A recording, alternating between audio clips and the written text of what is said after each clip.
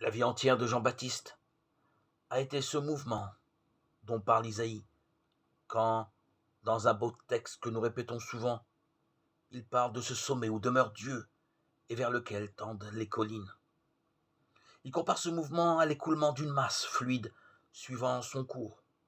Vers elle, toutes les nations afflueront. Isaïe 2, verset 2.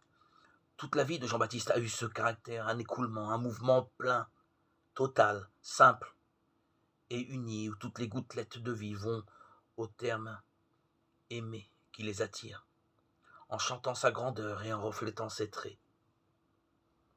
Or ce terme était en lui, au plus profond de son âme. C'est là qu'il s'est tenu.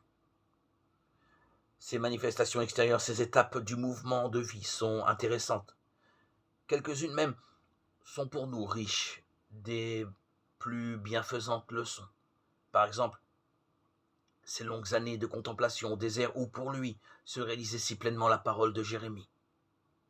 Que solitaire et silencieux il s'asseye. Lamentation 3, 28.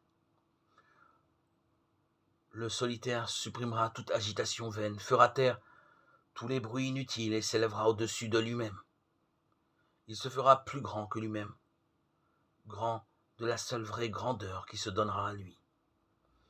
Le divin tressaillement commencé au sein d'Élisabeth, poursuivi au désert, poursuivi dans la prédication publique, le divin tressaillement qu'a été sa vie, s'achève là, aux côtés de l'époux, écoutant sa voix, ne faisant que cela, y trouvant repos et félicité.